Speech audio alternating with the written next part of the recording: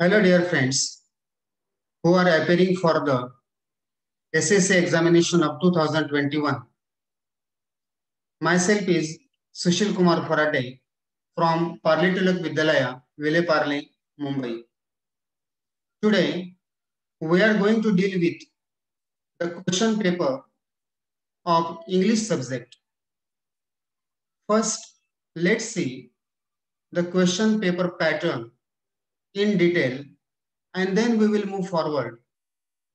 सर्वप्रथम आज आपण 10वी इंग्रजीच्या पेपर विषयी माहिती पाहणार आहोत आणि सर्वप्रथम आपण पेपर पॅटर्न म्हणजे प्रश्नपत्रिकेचा आराखडा व्यवस्थित पाहूया आणि मग त्यानंतर एक एक प्रश्न कसे सॉल्व्ह करायचे याकडे आपण जाऊया. Now let's see the question pattern first. Our writing exam will be of 80 marks. You know it very well. आपला पेपर लेखी मार्क हा 80 मार्कांचा असणार आहे ही आपल्याला चांगल्या रीतीने माहित असेल. आता 20 मार्क इंटरनल आहेत, त्या शाळेकडून आपले मार्क्स आपली परीक्षा घेतली जाईल, त्यानुसार ते मार्क्स पुढे जातील. Now today we are going to deal with only the writing paper of 80 marks. Let's see the pattern. Question 1 is based on language study. It will carry 10 marks. Question 1A and question 1B. Question 1A will carry 8 marks. जरा व्यवस्थित पहा. प्रश्न पहिला हा तुमच्या language study म्हणजे भाषा विषयावर त्याच्या अभ्यासावर आधारित असणार आहे. हा पूर्ण प्रश्न 10 मार्कांचा असेल. क्वेश्चन 1A हा 8 मार्कांचा आणि क्वेश्चन 1B हा 2 मार्कांचा असणार आहे. क्वेश्चन 1A मध्ये आपल्याला 6 पैकी फक्त 4 ऍक्टिव्हिटीज सॉल्व्ह करायच्या आहेत. Once again I say you have to solve only 4 activities out of 6. त्यामध्ये पहिला प्रकार असणार आहे complete the words. The spelling will be omitted. You have to fill up the correct spelling and make a meaningful word. दिलेल्या शब्दामध्ये काही alphabets गाळलेले असतील, ते अल्फाबेट्स आपल्याला योग्य रीतीने भरायचे आणि अर्थपूर्ण शब्द तयार झाला पाहिजे. दुसरा प्रकार आहे, त्यामध्ये दुसरी ऍक्टिव्हिटी असणार आहे put the words in alphabetical order. यामध्ये 2 प्रकार असणार आहेत.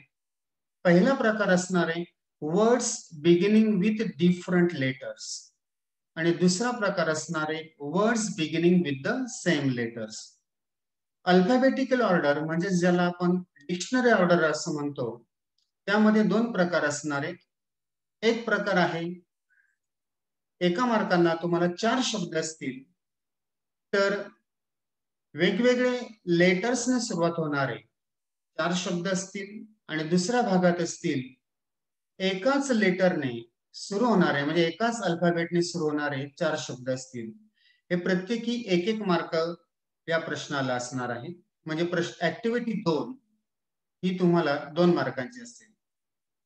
तिसरी ऍक्टिव्हिटी आहे ती पंक्च्युएट द फॉलोइंग.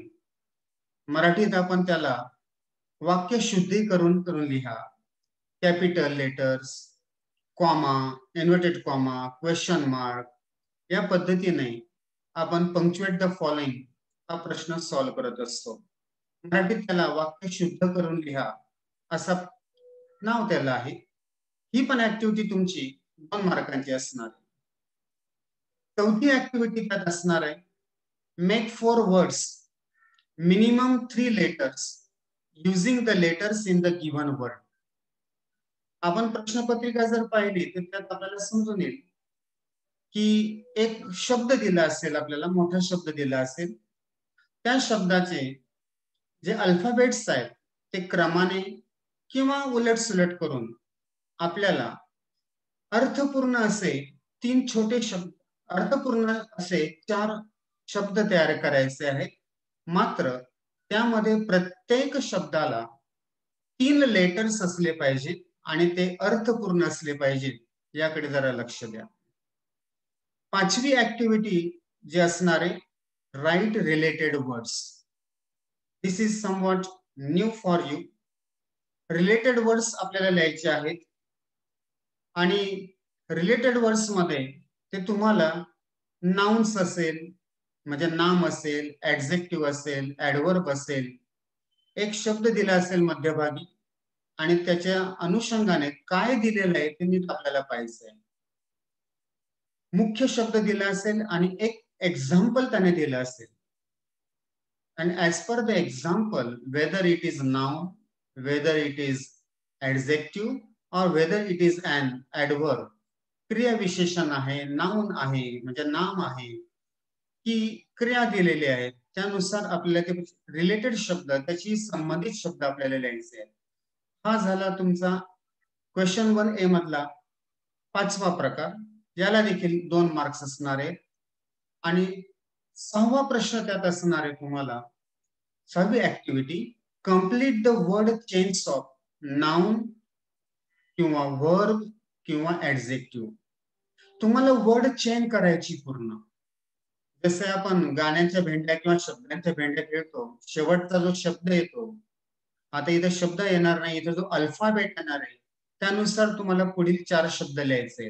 एक उदाहरण त्यांनी दिलं असेल, मग ते नाउन असेल तर पुढचे सगळे नाउन्स म्हणजे नाम, वर्ब क्रियापद असतील तर पुढचे सगळी क्रियापद हवीत त्यांना, आणि ऍडजेक्टिव्ह दिले असेल तर पुढची सगळी ऍडजेक्टिव्ह त्यांना हवेत म्हणजे विशेषण हवेत.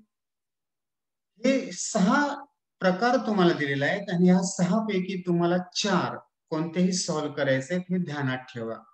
प्रत्येक ऍक्टिव्हिटी ही तुमची 2 मार्काची असणार आहे. So question 1A will carry total 8 marks. Once again I say, out of 6 you have to solve any 4 from question 1A. Now question 1B, do as directed. It will carry 2 marks. Question A-B हा तुम्हाला 2 मार्कांचा असणार आहे आणि यामध्ये तुम्हाला बरेच options आहेत. यामध्ये देखील तुम्हाला काही प्रकार जे तुम्हाला सोपे प्रश्न वाटतील त्यातून निवडून तुम्हाला लिहायचं आहे. क्वेश्चन 1B मध्ये पहिला प्रकार असणार आहे, make meaningful sentence by using the phrase. दिलेला वाक्यप्रचार वापरून तुम्हाला एक अर्थपूर्ण शब्द, अर्थपूर्ण वाक्य तयार करायचे त्या शब्दापासून किंवा त्या फ्रेज पासून. याला ऑप्शन दिलाय, याला पर्याय दिलाय त्याने, और असणार आहे आपल्या भाषेत बोलायचं तर add clause to expand the sentence. एक वाक्य दिलं असेल, ते क्लॉज, त्याचा क्लॉज पूर्ण करायचा आहे. कदाचित ते शब्द सांगतील आपल्याला सबऑर्डिनेट क्लॉज वापरा. मराठीत ज्याला गौण वाक्य असं म्हणतो आपण, एक गौण वाक्य असेल दिलेलं किंवा एक मुख्य वाक्य दिलं असेल, त्याच्या पुढे आपल्याला अर्थपूर्ण शब्द, अर्थपूर्ण वाक्य वापरून ते तो क्लॉज, ते उपवाक्य आपल्याला पूर्ण करायचं आहे. ऍक्टिव्हिटी 1B मध्ये दुसरा प्रकार दिलेला आहे, add a prefix or suffix to make new words. दिलेल्या शब्दांना प्रिफिक्स जोडा किंवा सफिक्स जोडा आणि नवीन शब्द तयार करा. हा एक प्रकार आहे आणि याला और आहे, याला ऑप्शन आहे, use any one of the following words in your sentence. जे शब्द तुम्हाला दिले असतील त्या शब्दांनाच, त्या शब्दांपैकी एक शब्द आपल्या स्वतःच्या वाक्यात वापरायचा आहे. Either you can use suffixes or prefixes, or suppose you find it difficult, then you can go for framing your own sentence by using one of the given words. अशा रीतीने हा प्रकार तुमचा असणार आहे. प्रश्न पहिला इथं तुमचा डिटेल मध्ये ह्या पद्धतीने सांगणार आहे. प्रश्न दुसऱ्याकडे आपण जाऊया. As you know, section 2 textual passages, this will carry 20 marks. Section 2 हा टेक्स्चुअल पॅसेजेसचा असणार आहे, सीन पॅसेजेसचा असणार आहे. 2 सीन पॅसेजेस म्हणजे आपल्या पुस्तकावर आधारित, पाठ्यपुस्तकावर आधारित 2 पॅरेग्राफ्स असतील आणि ते 20 मार्कांकरता असतील. Question 2A, read the following passage and do the activities. यामध्ये ऍक्टिव्हिटी 1 सिंपल फॅक्च्युअल ऍक्टिव्हिटीज असतील. या साध्या घटनांवर आधारित असतील. या कृतींची उत्तरं आपल्याला उतार्यात सहज मिळतात. ऍक्टिव्हिटी 2 कडे जायच्या अगोदर ऍक्टिव्हिटी 1 नीट पहा. यात काय काय प्रकार असू शकतात. यापैकी एक येऊ शकते true false, agree disagree, fill in the blanks, name the following, who said to whom, choose the correct alternative, complete the web, complete the chart, complete the table, etc. Activity 1 मध्ये तुम्हाला खूप सोपा प्रकार आहे आणि याचे सहज मार्क्स मिळतात. उदाहरणार्थ जे इंग्लिश मध्ये सांगितले ते पुन्हा एकदा सांगतो. चूक की बरोबर, सहमत आहात की नाही आहात, वाक्य पूर्ण करा, पुढील गोष्टींना नावं द्या, कोण कोणास बोलले, योग्य पर्याय निवडा किंवा वेब पूर्ण करा किंवा तक्ता पूर्ण करा. अशा प्रकारचे प्रश्न A1 या ऍक्टिव्हिटी मध्ये असू शकतात. ऍक्टिव्हिटी 2 यामध्ये एक तर सरळ प्रश्न ते विचारतात, अँसरिंग 2-3 सेंटेन्सेस, 3 ते 4 वाक्यात उत्तर द्या असे सरळ तो प्रश्न विचारू शकतात. साधारणतः या कृतींची उत्तरे उतार्याच्या वेगवेगळ्या भागातून मिळतात. याकडे नीट लक्ष द्या. A2 ऍक्टिव्हिटी सॉल्व्ह करण्याकरता आपल्याला उतारा दिलेला पॅसेज हा व्यवस्थित वाचला पाहिजे, तो नीट समजून घेतला पाहिजे. यामध्ये कोणते प्रकार येऊ शकतात? स्क्रीनवर तुम्हाला दिसतंय. डिस्क्राईब, वर्णन करा. Arrange the following sentences as per their occurrence. या शब्दाचा अर्थ नीट समजून घ्या. दिलेले शब्द, दिलेले जी वाक्य असतील ते योग्य क्रमाने लावायचे किंवा उतार्यात ज्या क्रमाने ते आलेली आहे त्यानुसार त्याला अरेंज करायची आहे. म्हणजे त्याचा क्रम व्यवस्थित लावायचा आहे. जंबल्ड सेंटेन्स दिले असतील ते क्रमाने लावा, हा एक प्रकार येऊ शकतो. किंवा सरळ साधा प्रश्न येऊ शकतो. तुम्हाला एखादा डब्ल्यूएच क्वेश्चन ते विचारू शकतात, त्याचं उत्तर 3 ते 4 वाक्यात येऊ शकतं. असा पुन्हा ऍग्री डिसऍग्री आहे, मात्र विथ रिझन. तुम्ही त्या वाक्याशी सहमत आहात का आणि सहमत नाहीत का, आहात किंवा नाहीत, मग आहात तरी का आणि नाहीत तरी का, म्हणजे रिझन देऊन तुम्हाला ते 2 प्रश्न यात विचारू शकतात. अजून हु सेड टू हुम, कोण कोणास बोलले, केव्हा बोलले. फाइंड द प्रूफ, एखादं वाक्य ते देतील, त्याचं प्रूफ शोधा, त्याचा पुरावा द्या असं ते म्हणू शकतात. आणि साधारणपणे complete the web, complete the chart, complete the diagram या प्रकारचे प्रश्न हे ऍक्टिव्हिटी 2 मध्ये विचारण्यात येऊ शकतात. ऍक्टिव्हिटी 3 जी आहे ही ऍक्टिव्हिटी व्होकॅब्युलरी बेस्ड आहे. आपल्या शब्दाच्या ज्ञानावर आधारित आहे. आपल्याला कशा प्रकारचं शब्द ज्ञान आहे, कशा प्रकारची शब्द संपत्ती आपल्याकडे, यावर ऍक्टिव्हिटी 3 ही आधारित आहे. In this you will find similar words, that is synonyms, opposite words, that is antonyms, match the meaning, or find out the noun, find out the verb, किंवा make the noun, make adjective, make verb यासारखे प्रश्न activity 3 मध्ये असेल. Activity 3 ही पुन्हा एकदा मी सांगतो आपल्या शब्द संपत्तीवर आधारित असेल. आणि याही पद्धतीने जर आपण नीट पाहिलं तर विरुद्धार्थी शब्द, समानार्थी शब्द, नाउन्स बनवा, ऍडजेक्टिव्ह बनवा, विशेषण, ऍडजेक्टिव्ह म्हणजेच विशेषण बनवा, ऍडव्हर्ब बनवा, अशा प्रकारचे शब्द ते देऊ शकतात. आणि थोडासा जर अभ्यास केला तर आपण हाही प्रश्न आपण सहज सॉल्व्ह करू शकत असतो. अजून एक त्यात आपल्या समोर दिसतंय पहा, इन्फिनिटिव्ह फाइंड आउट करा. पार्टिसिपल्स, आयएनजी प्रत्यय, इन्फिनिटिव्ह आपल्याला सगळ्यांना माहिती आहे, टू प्लस वर्ब ज्या प्रकारात येतं ते शोधा.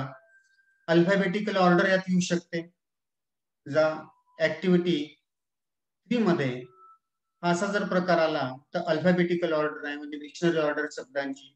जम्बल्ड वर्ड्स दिले असतील ते अरेंज नीट करा, किंवा वर्ड ग्रिड दिला असेल ज्याला आपण शब्द कोड म्हणतो, एक छोटस एक क्लू दिला असेल, एक हिंट दिली असेल, आणि ती वर्ड ग्रिड शब्द कोड आपल्याला पूर्ण करा असं येऊ शकतं.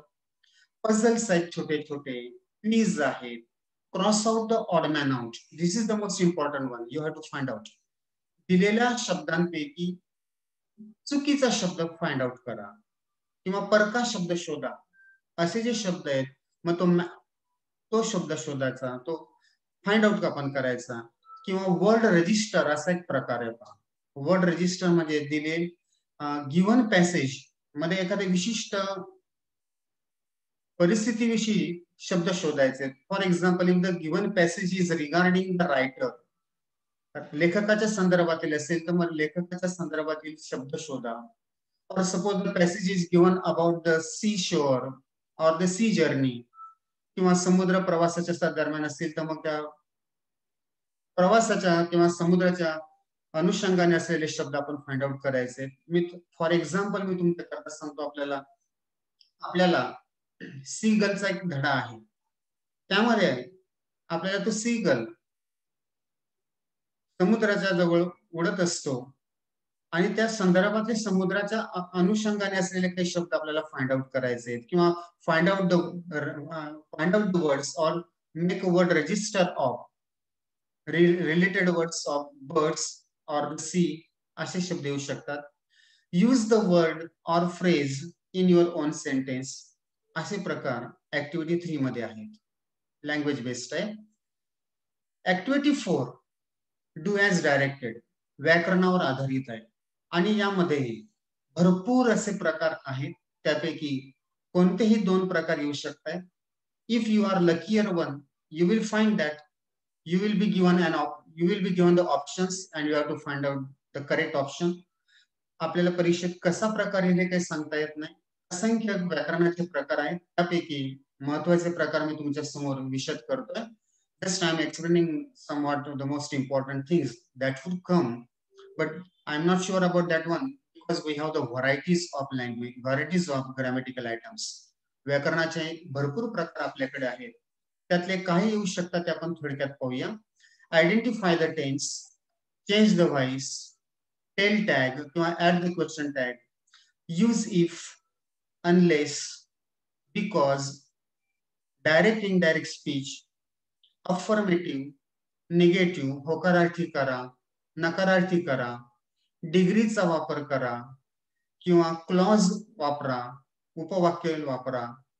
अशा प्रकारचे प्रश्न तुम्हाला डू ॲज डायरेक्टेड या प्रकारामध्ये येऊ शकतात. म्हणजे पूर्ण व्याकरण जे सांगतो, गृहीत धरतो आपण, ते व्याकरण यामध्ये येऊ शकते. Activity 5 will be of your personal response type of question. Your personal response is expected here. तुमचं स्वमत यामध्ये अपेक्षित आहे, आणि याचंही उत्तर तुम्हाला ऍटलिस्ट किंवा कमीत कमी 4 ते 5 वाक्यामध्ये देणं अपेक्षित आहे. 4 ते 5 वाक्य आले नाहीत तरी चालतील, 3 ते 4 वाक्य दिले तरी चालतील, परंतु त्यामध्ये योग्य ते आपलं मत प्रश्नाच्या काळानुसार आपण व्यक्त केलं पाहिजे.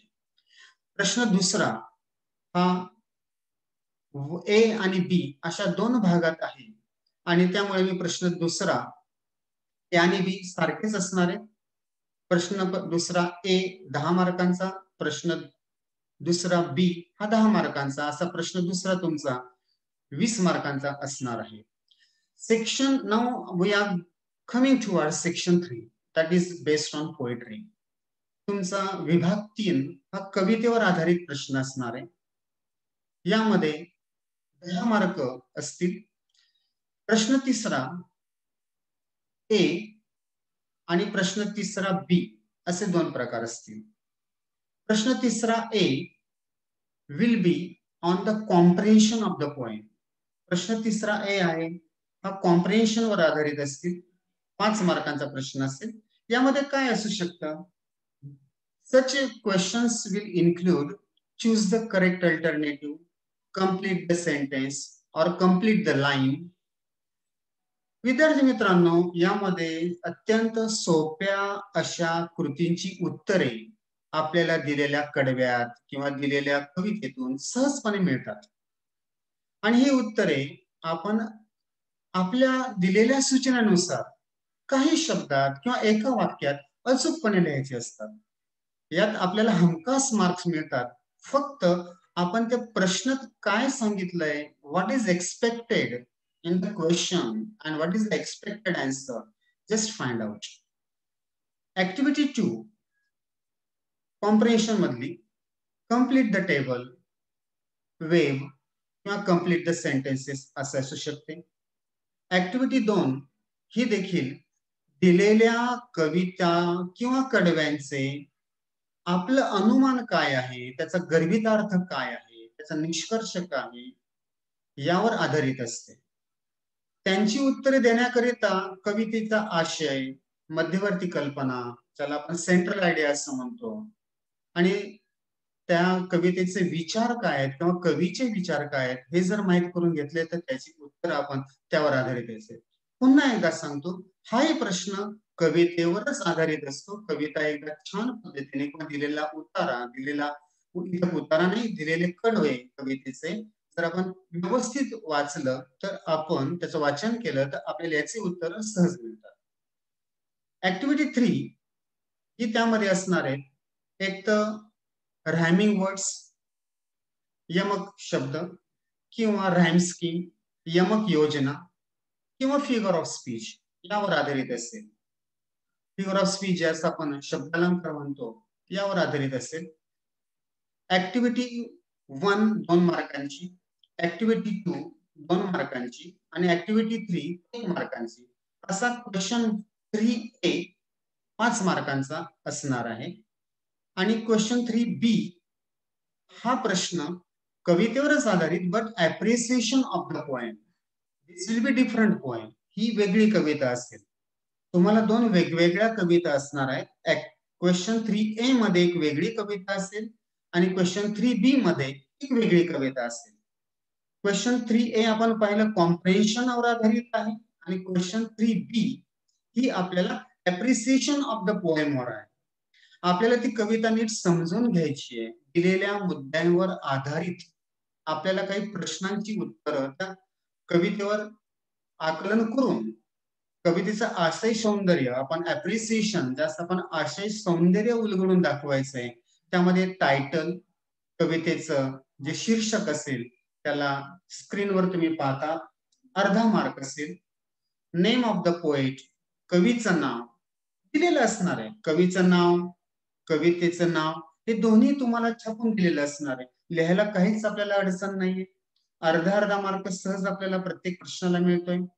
नंतर राइम स्कीम, त्या कवितेत असेल तर आपल्याला राइम स्कीम लिहायची. जर कवितेत राइम स्कीमच नसेल तर तुम्हाला लिहायचंय there is no rhyme scheme in this poem, it is a free verse poem. किंवा बऱ्याचदा तुमचा असा प्रश्न पडतो तुम्हाला की सर 3 स्टांजा आहेत, 4 स्टांजा आहेत आणि प्रत्येक स्टांजाला वेगवेगळी राइम स्कीम आहे, आम्ही काय करावं? शांततेने पाहायचं, उत्तर द्यायचंय. अगोदर पहिल्या स्टांजाची राइम स्कीम द्या. प्रश्नात त्यांनी काय म्हटलंय, whether they are asking you with particular stanza, first stanza, second stanza or third stanza, or whether they are asking of the whole poem, पूर्ण कवितेवर आधारित त्यांना राइम स्कीम हवी आहे की दुसऱ्या स्टांजाची किंवा पहिल्या स्टांजाचा, असं पर्टिक्युलर विचारलंय ते नीट पहा. शक्यतो असा प्रश्न जो बुचकळ्यात पाडतील किंवा जो संदिग्ध आहे किंवा जो वेग क्वेश्चन आपण म्हणतो असा शक्यतो विचारला जात नाही. आणि समजा असं झालंच की सर 3 स्टांजाज आहेत आणि तिन्ही स्टांजाचे राइम स्कीम वेगवेगळी आहेत, आम्ही काय करू? तुम्हाला अशा वेळेस बाळांनो तिन्ही स्टांजाची राइम स्कीम लिहायची. Please understand my dear friends, you have to write the rhyme scheme of the whole stanzas. Then if it is having different rhyme scheme of each stanza, please understand this. Then another question that will be based on figure of speech, शब्दालंकावर आधारित एक प्रश्न असणार आहे. तो एका मार्काचा असणार आहे. प्रश्नाचं स्वरूप आणि प्रश्नाचे मार्क्स एकदा नीट पहा. आणि शेवटचा प्रश्न असणार आहे the theme or central idea of the poem. जर तुम्ही कवितेचं वाचन करायच्या अगोदर आपल्या पाठ्यपुस्तकामध्ये कवीची माहिती आणि त्या कवितेची बाबत थोडक्यात माहिती सांगितलेली आहे, त्याचं जर आपण नीट वाचन केलं एकदा, तर आपल्याला सेंट्रल आयडिया सहज लक्षात येते.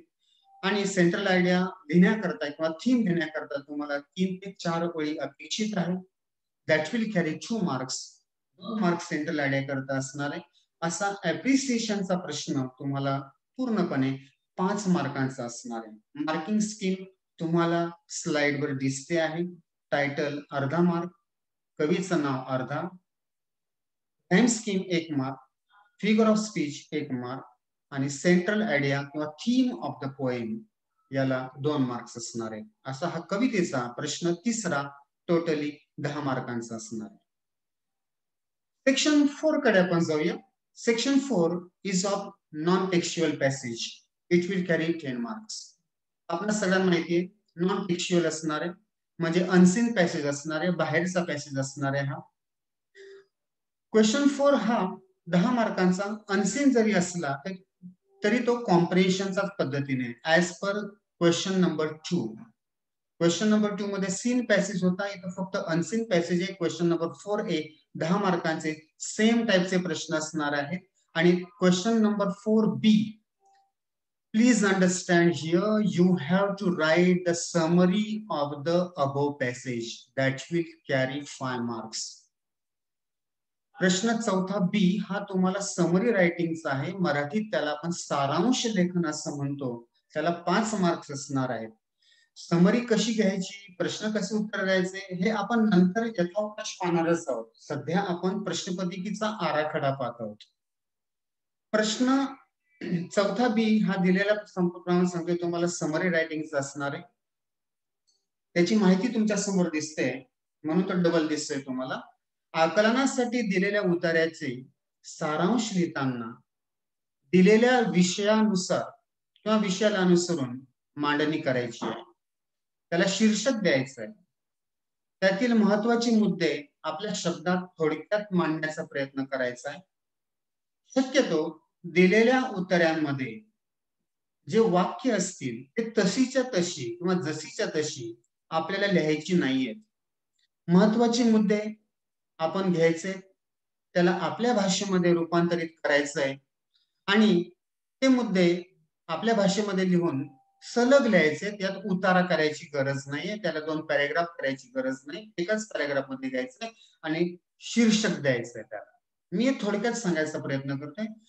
We will see in detail how to summarize the passage while going by question to question in detail. We will see afterwards.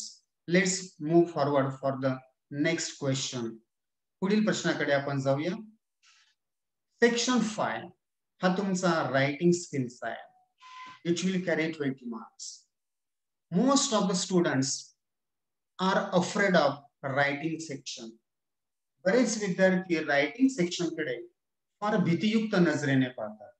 काय लिहायचं सर, आम्हाला त्यातून काहीच येत नाही. कारण तुमचे इथे सगळं रायटिंगचा प्रकार आजमावला जातो. Question 5A is for letter writing. It will carry 5 marks. You will be given a leaflet or an advertisement or any situation. तुम्हाला लेटर रायटिंग करता एखादी जाहिरात दिली असेल, मग ती दुकानाची जाहिरात असेल, प्रवासाची जाहिरात असेल किंवा लिफलेट असेल, ट्रॅव्हलिंगचं लिफलेट असेल किंवा एखादी दुसरी कोणती जाहिरात असेल किंवा एखादी परिस्थिती तुम्हाला त्यात दिलेली असेल आणि त्यावर आधारित आपल्याला एक पत्र लिहायचं आहे. ते पत्र एक तर इन्फॉर्मल किंवा फॉर्मल, मराठीत त्याला औपचारिक किंवा अनौपचारिक असं पत्र आपल्याला लिहायचं आहे. दोघांपैकी एक लिहायचं आहे. क्वेश्चन 5B हा तुम्हाला डायलॉग रायटिंग और स्पीच रायटिंग या करता आहे. हा देखील 5 मार्कांचा आहे. डायलॉग रायटिंग जे तुम्हाला ABC किंवा 1 2 3 अशा प्रकारात आहे. 1 1 आणि 3 असे मार्क्स त्याचे स्प्लिट झालेले आहेत. किंवा याला सरळ और आहे डायरेक्ट स्पीच रायटिंग, भाषण लिहा. डायरेक्ट 5 मार्कांकरता तुम्हाला लिहायचंय, जे तुम्हाला आवडीचं जाईल, जे तुम्हाला सोपं जाईल, ज्याच्यात तुम्हाला जास्त आवड आहे, ते तुम्हाला लिहायचंय आणि याच्यातही मार्क्स मिळू शकतात. प्रश्न असा झालेला आहे, की आपण लेटर रायटिंगला फार घाबरतो. स्पीच करता आपण घाबरतो, कारण सध्या आपण लेटर लिहित नाही. पत्र लिखाण आपलं थांबलेलं आहे. याकरता काय केलं पाहिजे ते आपण यथावकाश पुढच्या प्रश्नाच्या वेळेस पाहू.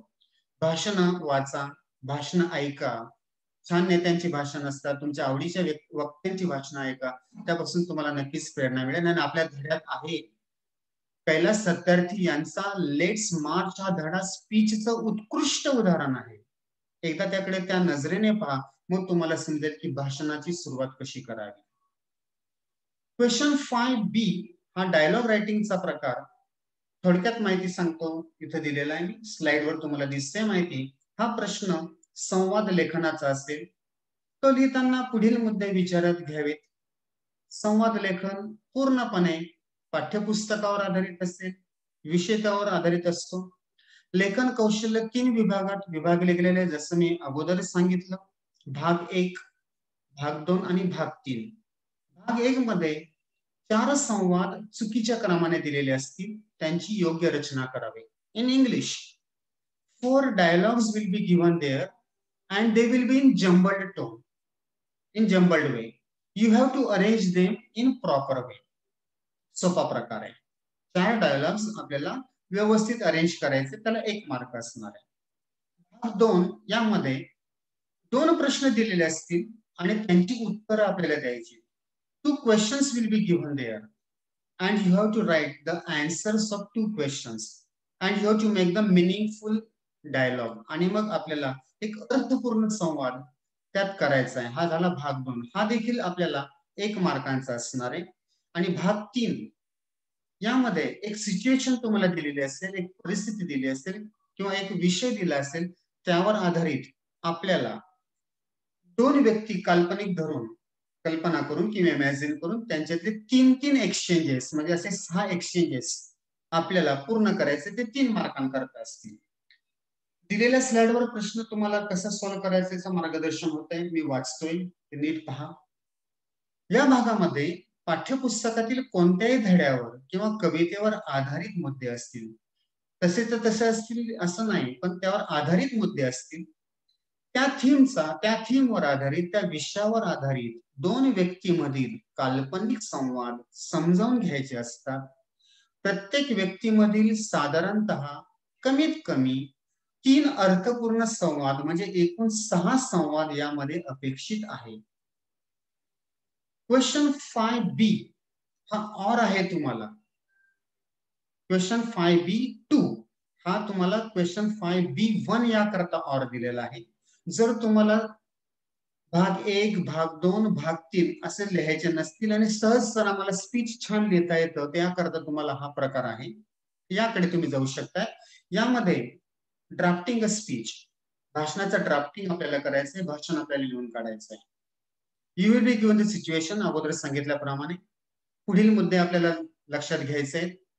भाषणाची सुरुवात दिलेल्या विषयाची शीर्षक देऊन करायची आहे आणि पारंपरिक रीतीने करायची आहे. त्यानंतर दिलेल्या मुद्द्यांचे स्पष्टीकरण, काही उदाहरणांचा उपयोग करून विषय रंगवण्याचा प्रयत्न करा. भाषणाचा योग्य रीतीने समारोप करा, ज्याला आपण शेवट म्हणतो, किंवा प्रॉपर क्लोजिंग करा. प्रॉपर एंडिंग त्या भाषणाची झाली पाहिजे. आणि संपूर्ण भाषणाचा मसुदा साधारणपणे 2 ते 3 परिच्छेदात आपल्याला लिहायचा आहे. याला 5 मार्क असतील. प्रश्न 6वा, इन्फॉर्मेशन ट्रान्सफर, 5 मार्क. यामध्ये A1 आणि A2 हा प्रकार असणार आहे. पुन्हा त्याला देखील ऑप्शन आहेत, नॉन व्हर्बल टू व्हर्बल आणि व्हर्बल टू नॉन व्हर्बल. यापैकी एक आपल्याला घ्यायचं आहे. तर नॉन व्हर्बल टू व्हर्बल म्हणजे काय? तुम्हाला चार्ट दिला असेल, टेबल दिला असेल, ती डायग्राम दिली असेल, ती तुम्हाला रंगवायची आहे आणि 1-2 पॅराग्राफ मध्ये पुन्हा ती माहिती पूर्णपणे विशद करायची आहे. याला ऑर प्रकार असणार आहे. Verbal to non verbal, paragraph दिला असेल आपल्याला किंवा माहिती दिलेली असेल, ती माहिती तुम्हाला व्हाईस वर्सा, म्हणजे चार्ट मध्ये, तक्त्यामध्ये किंवा फ्लो चार्ट मध्ये किंवा टी डायग्राम मध्ये किंवा एखाद्या टेबल मध्ये माहिती दिलेल्या फॉर्मॅट मध्ये आपल्याला लिहायची आहे. दोघांपैकी एक आपल्याला लिहायचंय. हा प्रश्न 5 मार्काचा असणार आहे. Question 6B, expand the theme. My dear friends, be aware of this question. या प्रश्नाकडे जरा गांभीर्याने पहा. If you have the habit of daily reading newspapers either in Marathi, I preferably you should go for English newspaper. जर वर्तमानपत्र तुम्ही वाचत असाल तर तुम्हाला हा जो प्रश्न आहे तो हा न्यूज रिपोर्टवर आधारित आहे. बातमी तुम्हाला डेव्हलप करायची. दिलेली जी न्यूज असेल ते तुम्हाला आपल्या पद्धतीने डेव्हलप करायची आणि त्यांनी ते मुद्दे दिले असतील, मुद्द्यांवर आधारित आपल्याला हा प्रश्न पुढे कॅरी करायचा आहे. या प्रकारात तुम्हाला वृत्तपत्रातील बातमीचे शीर्षक दिले जाईल. शीर्षक, दॅट इज द हेडलाईन. सदर हेडलाईनवर आधारित म्हणजे शीर्षकावर आधारित वर्तमानपत्रासाठी बातमी तयार करायची असते. बातमी लिहिताना सामान्यतः कर्मणी प्रयोग असलेल्या वाक्याचा वापर करा, म्हणजे ज्याला आपण पॅसिव्ह व्हॉइस म्हणतो त्याचा वापर करा. अर्थात हे काही कंपल्सरी नाहीये, शक्य झालं तर ठीक आहे. आणि म्हणजे त्याचा ऑटोमॅटिक भूतकाळात पण वापर होतो, कारण बातमी होऊन गेलेली असते. त्या न्यूज रिपोर्टला और आहे एक प्रकार, तो आहे डेव्हलपिंग अ स्टोरी. तुम्हाला जर न्यूज रिपोर्ट कठीण वाटत असेल, लहानपणापासून आपण स्टोरी ऐकतो, गोष्टी ऐकतोय, गोष्टी सांगतोय. Here you will be given the beginning of the story और the closing of the story. तुमच्या नशिबात कसला प्रकार आहे तो त्याच्यावर आहे.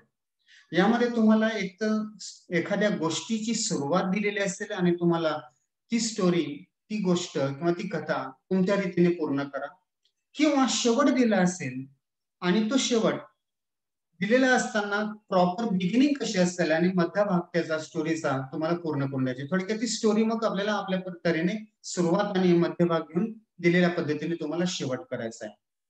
यामध्ये तुमची कल्पनाशक्ती, सृजनशीलता याचा वापर करायचा आहे आणि ही कथा शक्यतो भूतकाळात असेल. आवश्यकतेनुसार आपण त्याचा वापर करायचा आहे. असा तुमचा हा सेक्शन स्किल रायटिंगचा असतो. हा तुमचा सेक्शन रायटिंगचा आहे. आता सेक्शन 6 कडे आपण जाऊया. Section 6 of skill development, that will carry 5 marks. हा प्रश्न तुमचा ट्रान्सलेशनचा आहे, बऱ्याच जणांचा आवडीचा आहे, भाषांतराचा आहे. मी मुद्दाम प्रश्न इथं थोडक्यात दिलेला आहे. Translate the following into your mother tongue असा शब्द वापरतो, किंवा इन्स्ट्रक्शन, किंवा असा प्रश्न असू शकतो इन्स्ट्रक्शन्स ऑफ युअर मीडियम. आपण मराठी माध्यमाचं, मी सरळ बोलतोय, मराठीमध्ये आपल्याला दिलेल्या पद्धतीचं, दिलेल्या शब्द असतील, दिलेल्या वाक्य असतील किंवा दिलेल्या म्हणी असतील त्याचं भाषांतर करायचं. पहिल्यांदा पाहूया हे 5 मार्क कशा रीतीने विभाजित केलेले आहे. Let's see first how these 5 marks are split here.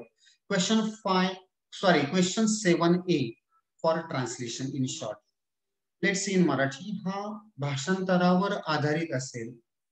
त्याचे 3 उपप्रश्न असतील. याची उत्तर देताना प्रमाण भाषेचा वापर करावा. प्रमाण भाषा म्हणजे काय? स्टँडर्ड. जरा स्टँडर्ड मराठीचा वापर करायचा आहे आपण. आपली बोली भाषा त्यात शक्यतो येणार नाही याचा आपण विचार करायचा आहे. हा भाग 3 भागात असणार आहे. या कृतीमध्ये कोर्स बुक मधील म्हणजे आपल्या पुस्तकातील कोणतेही 6 इंग्रजी शब्द दिले जातील. त्या शब्दांपैकी कोणत्याही 4 शब्दांचे तुम्ही ज्या माध्यमात शिकतात, म्हणजे आपण मराठी माध्यमात शिकतो, म्हणजे मराठी भाषेमध्ये अचूक शब्द किंवा अर्थ लिहायचा आहे. त्याला 2 मार्क्स असतील. लक्षात घ्या, 6 दिले असतील, कोणतेही 4 लिहायचे. बी मध्ये सदर कृतीमध्ये कोणतेही 4 इंग्रजी वाक्य दिले असतील, त्यापैकी कोणत्याही 2 वाक्यांचे भाषांतर तुम्ही ज्या माध्यमातून शिकतात त्या भाषेत करायचे आहेत, म्हणजे मराठीत करायचे. आणि शक्यतो शब्दशः भाषांतर टाळायचे, म्हणजे वर्ड टू वर्ड ट्रान्सलेशन आपल्याला टाळायचंय. याला 2 मार्क असतील. यातूनही तुम्हाला ऑप्शन्स आहेत. 4 पैकी 2, पहिल्या शब्दांत 6 पैकी 4. आणि मी तर सांगतो खूप कमी वेळ लागतो, सगळे शब्द लिहून टाका. एखादा चुकलाच तर पुढे बरोबर येते. आता तिसरा जो प्रकार आहे, सी प्रकार जो आहे प्रश्न 7व्यातला, यामध्ये तुम्हाला एखादी प्रोव्हर्ब दिली असते किंवा एखादी म्हण दिली असते किंवा वाक्यप्रचार दिला असतो. सदर कृतीमध्ये इंग्रजीतील 2 प्रचलित वाक्यप्रचार किंवा म्हणी, ज्याला आपण प्रोव्हर्ब म्हणतो किंवा फ्रेजेस दिले असतात, त्यांचे पैकी एकाचं भाषांतर आपल्या ज्या माध्यमात शिकत आहोत त्यात करायचंय, म्हणजे मराठीत पुन्हा एकदा. आणि वाक्यप्रचार म्हण लिहायचे असते. त्यात पुन्हा सगळ्यात महत्वाची गोष्ट आहे, शब्दशः भाषांतर यात टाळायचं आहे. याला असणारे 1 मार्क, दोघांपैकी 1 आपल्याला लिहायचं आहे. बरोबर आहे? म्हणजे भाषांतर हा प्रकार तुमचा 5 मार्काचा झाला. अशा रीतीने माझ्या विद्यार्थी मित्रांनो, ही प्रश्नपत्रिकेचा आराखडा जर तुम्ही तुमच्या डोळ्यासमोर घेतला तर हा आराखडा तुम्हाला एक मदत करेल, साधारणपणे आपल्याला मदत करेल की 80 मार्क कशा रीतीने स्प्लिट झालेले. आणि तुमच्या समोर अजून हा प्रश्न पत्रिकेचा आराखडा आल्यानंतर फॉर्मॅट ऑफ ऍक्टिव्हिटी आणि साधारणपणे प्रत्येक प्रश्न किती वेळात आपण सोडवावा हा एक मोठा प्रश्न बऱ्याचदा विद्यार्थ्यांकडून विचारला जातो. 80 मार्क्स आहेत, 3 तासिकांची वेळ आपल्याला असणार आहे. 6 त्रिक 18, 180 मिनिट्स आपल्याकडे आहेत आणि 80 मार्क्स आपल्याला सॉल्व्ह करायचे. तुमच्या समोर असलेल्या स्लाइडवर साधारणपणे प्रत्येक प्रश्नाला किती मार्क, किती गुण द्यावेत आणि किती वेळ द्यावा, किती गुण तर आपल्याला माहित झालेले आहेत आणि साधारणपणे किती वेळ आपण द्यावा, म्हणजे आपली प्रश्नपत्रिका वेळेत कव्हर होईल, उत्तरपत्रिका आपण लिहिताना ते सोयीचं जाईल हे आपल्याला समजेल.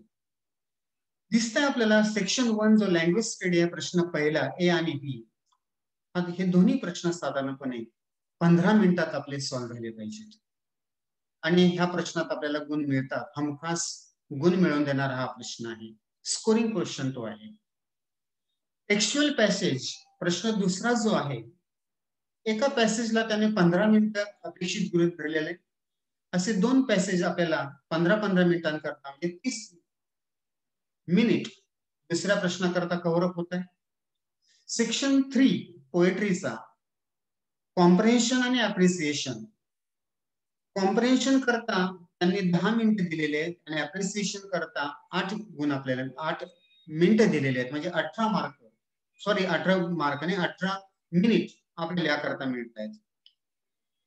Section 4 non textual passage for comprehension आणि समरी हा 35 मिनिटात आपला कव्हर अप होतोय. आणि रायटिंग सेक्शन हा लेटर करता 15 मिनिट आणि डायलॉग किंवा स्पीच करता 15 मिनिट आणि इन्फॉर्मेशन ट्रान्सफर हे गृहीत धरून आपल्याला इथे दिसतंय, इन्फॉर्मेशन ट्रान्सफर म्हणजे व्हर्बल नॉन व्हर्बल याकरता 15 मिनिट इथे वेळ ते. आणि क्वेश्चन 6B हा न्यूज रिपोर्ट किंवा आपल्याला स्टोरी डेव्हलपिंग करता 15 मिनिटांचा कालावधी ते देत आहेत. आणि क्वेश्चन 7 सेक्शन 6 ट्रान्सलेशनचा जो 5 मार्कांचा आहे, तो तुम्हाला 7 मिनिटांचा कालावधी एक्सपेक्टेड टाइम दिलेला आहे. आणि रिव्ह्यू करण्याकरता म्हणजे आपलं काय राहिलं पुन्हा एकदा पाहून घेऊया, आपण पुन्हा पेपर पाहून घेऊया याकरता 15 मिनिट दिलेले आहेत. असे हे 180 मार्क्स तुमच्या नजरेसमोर दिसत आहेत. आणि 80 मार्क्स तुमच्या समोर आहेत आणि 180 मिनिट तुमच्या समोर कशा रीतीने स्प्लिट झाले हे स्पष्ट दिसत आहे. माझ्या विद्यार्थी मित्रांनो, मला असं वाटतंय की दिलेल्या प्रश्नपत्रिकेचा आराखडा आणि वेळेचं शेड्यूल यानुसार जर आपण गेलो तर नक्कीच आपण ही प्रश्नपत्रिका कव्हर अप करू शकतो असं मला नक्की वाटतंय. एकदा आराखड्याकडे लक्ष द्या आणि मग त्यानुसार जर आपण पाहिलं तर आपल्या लक्षात येईल. अजून एक सगळ्यात महत्वाची गोष्ट एक लक्षात घ्या, due to the epidemic of कोविडच्या संसर्गामुळे किंवा कोरोनाच्या संसर्गामुळे ह्या वर्षी आपल्या विषयाचा देखील काही अभ्यासक्रम, काही धडे आणि काही कविता डिलीट केलेल्या आहेत, म्हणजे वगळलेल्या आहेत. ते नजरेसमोर एकदा असू द्या. म्हणजे पुन्हा पुन्हा आपल्या त्याकडे अभ्यासाची वेळ येणार नाही, तेवढा वेळ आपला नक्कीच वाचेल. Deleted chapters as you been watching on the slide, ह्या वर्षाकरता 2020-2021 करता 4.2 भोली हा जो रोजचा धडा आहे तो डिलीट केलेला आहे, हा काढण्यात आलेला आहे, पूर्णपणे वगळलेला आहे. 4.3 ही जी कविता होती आपली, ओ कॅप्टन माय कॅप्टन, ही पण डिलीट करण्यात आलेली आहे, काढण्यात आलेली आहे, वगळण्यात आलेली आहे. 4.5 जॉन ऑफ आर्क प्रोज, हा पण धडा वगळण्यात आलेला आहे.